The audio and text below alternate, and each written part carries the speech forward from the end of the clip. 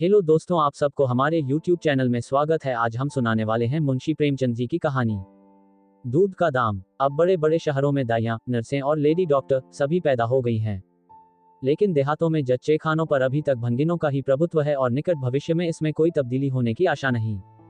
बाबू महेशनाथ अपने गांव के जमींदार थे, शिक्षित थे और जच्चे खानों में सुधार की आवश्यकता को मानते थे, लेकिन इसमें जो बाधाएं थीं उन पर कैसे विजय पाते। कोई नस देहात में जाने पर राजी न हुई और बहुत कहने सुनने से राजी भी हुई, तो इतनी लंबी चौड़ी फीस मांगी कि बाबू साहब को सिर झुकाकर चले आने के सिवा और कुछ न सूझा। लेडी डॉक्टर के पास जाने की उन्हें हिम्मत ना पड़ी। उसकी फीस पूरी करने के लिए तो शायद बाबू साहब को अपनी आधी जायदाद बेचनी पड़ती। इसलिए जब 3 कन्याओं के बाद वह चौथा लड़का पैदा हुआ तो फिर वही गूदड़ था और वही गूदड़ की बहू। बच्चे अक्सर रात ही को पैदा होते हैं। एक दिन आधी रात को चपरासी ने गूदड़ के द्वार पर ऐसी हाँक लगाई कि पास पड़ोस में भी जाग पड़ गई। लड़की न थी कि मरी आवाज से पुकारता। गूदड़ के घर में इस शुभ अवसर के लिए महीनों से तैयारी हो रही थी। भय था तो यही कि फिर बेटी न हो जाए, नहीं तो वही बंधा हुआ 1 रुपया और 1 साड़ी मिलकर रह जाएगी। इस विषय में स्त्री पुरुष में कितनी ही बार झगड़ा हो चुका था, शर्त लग चुकी थी। स्त्री कहती थी, अगर अब की बेटा न हो तो मुंह न दिखाऊं। हाँ हाँ, मुंह न दिखाऊं, सारे लक्षण बेटे के हैं। और गूदड़ कहता था, देख लेना, बेटी होगी और बीच खेत बेटी होगी। बेटा निकले तो मूंछे मुड़ा लून। हाँ हाँ, मूंछे मुड़ा लून। शायद गूदड़ समझता था कि इस तरह अपनी स्त्री में पुत्र कामना को बलवान करके वह बेटे की अवाई के लिए रास्ता साफ कर रहा है। भूंगी बोली, अब मूंछ मुड़ा ले दाढ़ी जार। कहती थी, बेटा होगा। सुनता ही न था, अपनी ही रट लगाए जाता था। मैं आज तेरी मूंछें मूंदूंगी, खूंटी तक तो रखूंगी ही नहीं। गूदड़ ने कहा, अच्छा मुंह न लेना भली मानस, मूंछें क्या फिर निकलेंगी ही नहीं। तीसरे दिन देख लेना, फिर ज्यों की त्यों है, मगर जो कुछ मिलेगा उसमें आधा रखा लूंगा, कहे देता हूँ। भूंगी ने अंगूठा दिखाया और अपने 3 महीने के बालक को गूदड़ के सुपुर्द कर सिपाही के साथ चल खड़ी हुई। गूदड़ ने पुकारा, अरे सुन तो, कहाँ भागी जाती है, मुझे भी बधाई बजाने जाना पड़ेगा, इसे कौन संभालेगा। भूंगी ने दूर ही से कहा, इसे वहीं धरती पर सुला देना, मैं आके दूध पिला जाऊंगी। महेशनाथ के यहाँ अब भी भूंगी की खूब खातिरदारियां होने लगीं। सवेरे हरीरा मिलता, दोपहर को पूरियां और हलवा, तीसरे पहर को फिर और रात को फिर, और गूदड़ को भी भरपूर परोसा मिलता था। भूंगी अपने बच्चे को दिन रात में 1-2 बार से ज्यादा न पिला सकती थी। उसके लिए ऊपर के दूध का प्रबंध था। भूंगी का दूध बाबू साहब का भाग्यवान बालक पीता था, और यह सिलसिला 12वें दिन भी न बंद हुआ। मालकिन मोटी ताजी देवी थी, पर अब की कुछ ऐसा संयोग कि उन्हें दूध हुआ ही नहीं।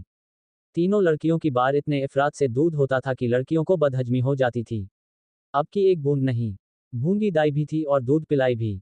मालकिन कहती, भूंगी हमारे बच्चे को पाल दे, फिर जब तक तू जिए बैठी खाती रहना। 5 बीघे माफी दिलवा दूंगी, नाती पोते तक चैन करेंगे। और भूंगी का लाडला ऊपर का दूध हजम न कर सकने के कारण बार बार उल्टी करता और दिन दिन दुबला होता जाता था।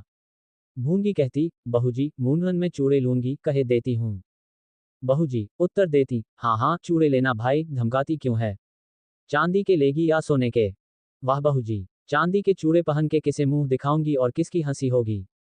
अच्छा सोने के लेना भाई, कह तो दिया। और ब्याह में कंठा लूंगी और चौधरी गूदड़ के लिए हाथों के तोड़े, वह भी लेना, भगवान वह दिन तो दिखावे। घर में मालकिन के बाद भूंगी का राज्य था। महरियां, महाराजन, नौकर चाकर सब उसका रोब मानते थे। यहाँ तक कि खुद बहूजी भी उससे दब जाती थीं। एक बार तो उसने महेशनाथ को भी डांटा था, हंसकर टाल गए। बात चली थी भंगियों की। महेशनाथ ने कहा था, दुनिया में और चाहे जो कुछ हो जाए, भंगी भंगी ही रहेंगे, इन्हें आदमी बनाना कठिन है। इस पर भूंगी ने कहा था, मालिक भंगी तो बड़ों बड़ों को आदमी बनाते हैं, उन्हें कोई क्या आदमी बनाए। ये गुस्ताखी करके किसी दूसरे अवसर पर भला भूंगी के सिर के बाल बच सकते थे, लेकिन आज बाबू साहब ठठाकर हंसे और बोले, भूंगी बात बड़े पते की कहती है। भूंगी का शासनकाल साल भर से आगे न चल सका। देवताओं ने बालक के भंगिन का दूध पीने पर आपत्ति की। मोटेराम शास्त्री तो प्रायश्चित का प्रस्ताव कर बैठे। दूध तो छुड़ा दिया गया, लेकिन प्रायश्चित की बात हंसी में उड़ गई। महेशनाथ ने फटकार कर कहा, प्रायश्चित की खूब कही शास्त्री जी, कल तक उसी भंगिन का खून पीकर पला, अब उसमें छूत घुस गई। वाह रे आपका धर्म। शास्त्री जी शिखा फटकार कर बोले, ये सत्य है, वह कल तक भंगिन का रक्त पीकर पला, मांस खाकर पला, ये भी सत्य है, लेकिन कल की बात कल थी, आज की बात आज। जगन्नाथपुरी में छूत अछूत सब एक पंगत में खाते हैं, पर यहाँ तो नहीं खा सकते। बीमारी में तो हम भी कपड़े पहने खा लेते हैं, खिचड़ी तक खा लेते हैं बाबूजी, लेकिन अच्छे हो जाने पर तो नेम का पालन करना ही पड़ता है। आपद धर्म की बात न्यारी है। तो इसका यह अर्थ है कि धर्म बदलता रहता है, कभी कुछ कभी कुछ। और क्या, राजा का धर्म अलग, प्रजा का धर्म अलग, अमीर का धर्म अलग, गरीब का धर्म अलग। राजे महाराजे जो चाहे खाया, जिसके साथ चाहे खाया, जिसके साथ चाहे शादी ब्याह करें, उनके लिए कोई बंधन नहीं। समर्थ पुरुष हैं, बंधन तो मध्य वालों के लिए है। प्रायश्चित तो न हुआ, लेकिन भूंगी को गद्दी से उतरना पड़ा। हाँ, दान दक्षिणा इतनी मिली कि वह अकेले ले न जा सकी और सोने के चूड़े भी मिले। एक की जगह दो नई सुंदर साड़ियां मामूली नैनसुख की नहीं, जैसी लड़कियों की बार मिली थीं। इसी साल प्लेग ने जोड़ बांध और गूदड़ पहले ही चपेट में आ गया। भूंगी अकेली रह गई, पर गृहस्थी ज्यों की त्यों चलती रही। लोग ताक लगाए बैठे थे कि भूंगी अब गई। फलां भंगी से बातचीत हुई, फलां चौधरी आए, लेकिन भूंगी न कहीं आई, न कहीं गई। यहां तक कि 5 साल बीत गए और उसका बालक मंगल, दुर्बल और सदा रोगी रहने पर भी दौड़ने लगा। सुरेश के सामने पिद्दी सा लगता था। एक दिन भूंगी महेशनाथ के घर का परनाला साफ कर रही थी। महीनों से गलीच जमा हो रहा था। आंगन में पानी भरा रहने लगा था। परनाले में एक लंबा मोटा बांस डालकर जोर से हिला रही थी। पूरा दाहिना हाथ परनाले के अंदर था कि एकाएक उसने चिल्लाकर हाथ बाहर निकाल लिया और उसी वक्त एक काला सांप परनाले से निकलकर भागा। लोगों ने दौड़कर उसे मार तो डाला, लेकिन भूंगी को न बचा सके। समझे, पानी का सांप है, विषैला न होगा, इसलिए पहले कुछ गफलत की गई। जब विष देह में फैल गया और लहरें आने लगी, तब पता चला कि वह पानी का सांप नहीं, गेहूं था। मंगल अब अनाथ था। दिन भर महेश बाबू के द्वार पर मंडराया करता। घर में जूठन इतना बचता था कि ऐसे ऐसे 10-5 बालक पल सकते थे। खाने की कोई कमी न थी। हाँ, उसे तब बुरा जरूर लगता था जब उसे मिट्टी के कसोरों में ऊपर से खाना दिया जाता था। सब लोग अच्छे अच्छे बर्तनों में खाते हैं, उसके लिए मिट्टी के कसोरे। यूं उसे इस भेदभाव का बिल्कुल ज्ञान न होता था, लेकिन गांव के लड़के चिढ़ा चिढ़ा कर उसका अपमान करते रहते थे। कोई उसे अपने साथ खिलाता भी न था। यहां तक कि जिस टाट पर वह सोता था, वह भी अछूत था। मकान के सामने एक नीम का पेड़ था। इसी के नीचे मंगल का डेरा था। एक फटा सा टाट का टुकड़ा, 2 मिट्टी के कसोरे और एक धोती, जो सुरेश बाबू की उतारन थी। जाड़ा, गर्मी, बरसात, हर एक मौसम में वह जगह एक सी आरामदेह थी और भाग्य का बली मंगल झुलसती हुई लू, गलते हुए जाड़े और मूसलाधार वर्षा में भी जिंदा और पहले से कहीं स्वस्थ था। बस, उसका कोई अपना था, तो गांव का एक कुत्ता, जो अपने सहवर्गियों के जुल्म से दुखी होकर मंगल की शरण आ पड़ा था। दोनों एक ही खाना खाते, एक ही टाट पर सोते, तबीयत भी दोनों की एक सी थी और दोनों एक दूसरे के स्वभाव को जान गए थे। कभी आपस में झगड़ा न होता। गांव के धर्मात्मा लोग बाबू साहब की इस उदारता पर आश्चर्य करते।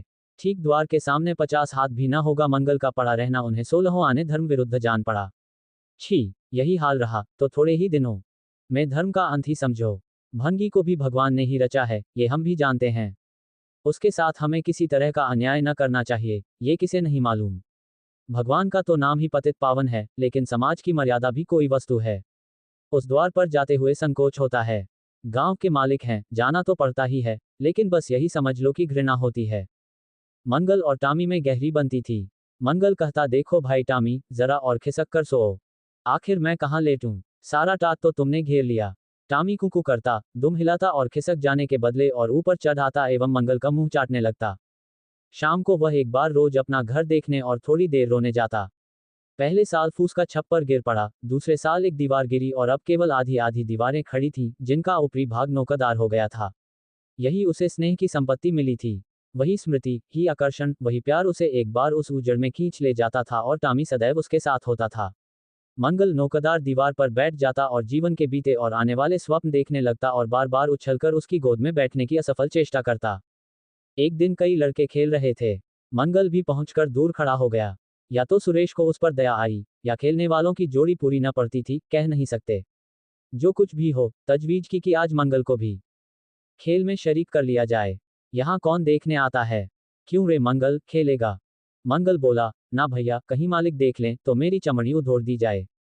तुम्हें क्या, तुम तो अलग हो जाओगे। सुरेश ने कहा, तो यहाँ कौन आता है देखने बे? चल, हम लोग सवार सवार खेलेंगे। तू घोड़ा बनेगा, हम लोग तेरे ऊपर सवारी करके दौड़ाएंगे। मंगल ने शंका की, मैं बराबर घोड़ा ही रहूंगा कि सवारी भी करूंगा? ये बता दो। ये प्रश्न टेढ़ा था, किसी ने इस पर विचार न किया था। सुरेश ने एक क्षण विचार करके कहा, तुझे कौन अपनी पीठ पर बिठाएगा, सोच। आखिर तू भंगी है कि नहीं? मंगल भी कड़ा हो गया। बोला, मैं कब कहता हूं कि मैं भंगी नहीं हूं, लेकिन तुम्हें मेरी ही माँ ने अपना दूध पिलाकर पाला है। जब तक मुझे भी सवारी करने को न मिलेगी, मैं घोड़ा न बनूंगा। तुम लोग बड़े चघड़ हो। आप तो मजे से सवारी करोगे और मैं घोड़ा ही बना रहूं। सुरेश ने डांट कर कहा, तुझे घोड़ा बनना पड़ेगा, और मंगल को पकड़ने दौड़ा। मंगल भागा। सुरेश ने दौड़ाया। मंगल ने कदम और तेज किया। सुरेश ने भी जोर लगाया, मगर वह बहुत खा खा कर थुल हो गया था और दौड़ने में उसकी सांस फूलने लगती थी। आखिर उसने रुककर कहा, आकर घोड़ा बनो मंगल, नहीं तो कभी पा जाऊंगा तो बुरी तरह पीटूंगा। तुम्हें भी घोड़ा बनना पड़ेगा। अच्छा, हम भी बन जाएंगे। तुम पीछे से निकल जाओगे। पहले तुम घोड़ा बन जाओ, मैं सवारी कर लूं, फिर मैं बनूंगा। सुरेश ने सचमुच चकमा देना चाहा था। मंगल का यह मुतालबा सुनकर साथियों से बोला, देखते हो इसकी बदमाशी भंगी है न। तीनों ने मंगल को घेर लिया और उसे जबरदस्ती घोड़ा बना दिया। सुरेश ने चटपट उसकी पीठ पर आसन जमा लिया और टिक टिक करके बोला, चल घोड़े चल। मंगल कुछ देर तक तो चला, लेकिन उस बोझ से उसकी कमर टूटी जाती थी। उसने धीरे से पीठ सिकोड़ी और सुरेश की रान के नीचे से सरक गया। सुरेश महोदय लद से गिर पड़े और भोंपू बजाने लगे। माँ ने सुना, सुरेश कहीं रो रहा है। सुरेश कहीं रोए तो उनके तेज कानों में जरूर भनक पड़ जाती थी और उसका रोना भी बिल्कुल निराला होता था, जैसे छोटी लाइन के इंजन की आवाज। महरी से बोली, देख तो, सुरेश कहीं रो रहा है, पूछ तो किसने मारा है। इतने में सुरेश खुद आंखें मलता हुआ आया। उसे जब रोने का अवसर मिलता था तो माँ के पास फरियाद लेकर जरूर आता था। माँ मिठाई या मेवे देकर आंसू पोंछ देती थी। आप थे तो 8 साल के, मगर थे बिल्कुल गावदी। हद से ज्यादा प्यार ने उसकी बुद्धि के साथ वही किया था, जो हद से ज्यादा भोजन ने उसकी देह के साथ। माँ ने पूछा, क्यों रोता है सुरेश, किसने मारा। सुरेश ने रोकर कहा, मंगल ने छू दिया। माँ को विश्वास न आया। मंगल इतना निरीह था कि उससे किसी तरह की शरारत की शंका न होती थी, लेकिन जब सुरेश कस्में खाने लगा तो विश्वास करना लाजिम हो गया। मंगल को बुलाकर डांटा, क्यों रे मंगल, अब तुझे बदमाशी सूझने लगी। मैंने तुझसे कहा था सुरेश को कभी मत छूना, याद है कि नहीं, बोल। मंगल ने दबी आवाज से कहा, याद क्यों नहीं है। तो फिर तूने उसे क्यों छुआ। मैंने नहीं छुआ। तूने नहीं छुआ तो वह रोता क्यों था। गिर पड़े, इससे रोने लगे। चोरी और सीना जोरी। देवी जी दांत पीस कर रह गईं। मारती तो उसी दम स्नान करना पड़ता। छड़ी तो हाथ में लेनी ही पड़ती और छूत का विद्युत प्रवाह इस छड़ी के रास्ते उनकी देह में पैवस्त हो जाता, इसलिए जहां तक गालियां दे सकी दी और हुक्म दिया कि अभी अभी यहां से निकल जा। फिर जो इस द्वार पर तेरी सूरत नजर आई तो खून ही पी जाऊंगी। मुफ्त की रोटियां खा खाकर शरारत सूझती है आदि। मंगल में गैरत तो क्या थी, हाँ डर था। चुपके से अपने सकोरे उठाए, टाट का टुकड़ा बगल में दबाया, धोती कंधों पर रखी और रोता हुआ वहां से चल पड़ा। अब वह यहाँ कभी ना आएगा। यही तो होगा कि भूखों मर जाएगा। क्या हरज है, इस तरह जीने से फायदा ही क्या। गांव में उसके लिए और कहाँ ठिकाना था। भंगी को कौन पनाह देता। उसी खंडहर की ओर चला, जहां भले दिनों की स्मृतियां उसके आंसू पहुंच सकती थीं और खूब फूट फूट कर रोया। उसी क्षण टामी भी उसे ढूंढता हुआ पहुंचा और दोनों फिर अपनी व्यथा भूल गए। लेकिन ज्यों ज्यों दिन का प्रकाश क्षीण होता जाता था, मंगल की ग्लानि भी क्षीण होती जाती थी। बचपन को बेचैन करने वाली भूख देह का रक्त पी पीकर और भी बलवान होती जाती थी। आंखें बार बार कसोरों की ओर उठ जाती। वहां अब तक सुरेश की जूठी मिठाइयां मिल गई होती। यहाँ क्या धूल फांके। उसने टामी से सलाह की, खाओगे क्या टामी। मैं तो भूखा लेट रहूंगा। टामी ने कुकू करके शायद कहा, इस तरह का अपमान तो जिंदगी भर सहना है। यूं हिम्मत हारोगे तो कैसे काम चलेगा। मुझे देखो न, कभी। किसी ने डंडा मारा, चिल्ला उठा, फिर जरा देर बाद दुम हिलाता हुआ उसके पास जा पहुंचा। हम तुम दोनों इसीलिए बने हैं, भाई। मंगल ने कहा, तो तुम जाओ, जो कुछ मिले खा लो, मेरी परवाह न करो। टामी ने अपनी श्वान भाषा में कहा, अकेला नहीं जाता, तुम्हें साथ लेकर चलूंगा। मैं नहीं जाता, तो मैं भी नहीं जाता। भूखों मर जाओगे। तो क्या तुम जीते रहोगे। मेरा कौन बैठा है जो रोएगा। यहाँ भी वही हाल है भाई, क्वार में जिस कुतिया से प्रेम किया था, उसने बेवफाई की और अब कल्लू के साथ है। खैरियत यही हुई कि अपने बच्चे लेती गई, नहीं तो मेरी जान गाढ़े में पड़ जाती। 5-5 बच्चों को कौन पालता। एक क्षण के बाद भूख ने एक दूसरी युक्ति सोच निकाली। मालकिन हमें खोज रही होंगी, क्या टामी। और क्या, बाबूजी और सुरेश खा चुके होंगे। कहार ने उनकी थाली से जूठन निकाल लिया होगा और हमें पुकार रहा होगा। बाबूजी और सुरेश दोनों की थालियों में घी खूब रहता है और वह मीठी मीठी चीज, हाँ मलाई। सब का सब घूरे पर डाल दिया जाएगा। देखें, हमें खोजने कोई आता है। खोजने कौन आएगा, क्या कोई पुरोहित हो। एक बार मंगल मंगल होगा और बस थाली परनाले में उंडेल दी जाएगी। अच्छा, तो चलो चलें। मगर मैं छिपा रहूंगा, अगर किसी ने मेरा नाम लेकर न पुकारा तो मैं लौट आऊंगा। ये समझ लो। दोनों वहां से निकले और आकर महेशनाथ के द्वार पर अंधेरे में दबक कर खड़े हो गए, मगर टामी को सब्र कहाँ। वह धीरे से अंदर घुस गया। देखा, महेशनाथ और सुरेश थाली पर बैठ गए हैं। बरोठे में धीरे से बैठ गया, मगर डर रहा था कि कोई डंडा न मार दे। नौकर में बातचीत हो रही थी। एक ने कहा, आज मंगलवार नहीं दिखाई देता। मालकिन ने डांटा था, इससे भागा है साइट। दूसरे ने जवाब दिया, अच्छा हुआ, निकाल दिया गया। सवेरे सवेरे भंगी का मुंह देखना पड़ता था। मंगल और अंधेरे में खिसक गया। आशा गहरे जल में डूब गई। महेशनाथ थाली से उठ गए। नौकर हाथ धुला रहा है। अब हुक्का पिएंगे और सोएंगे।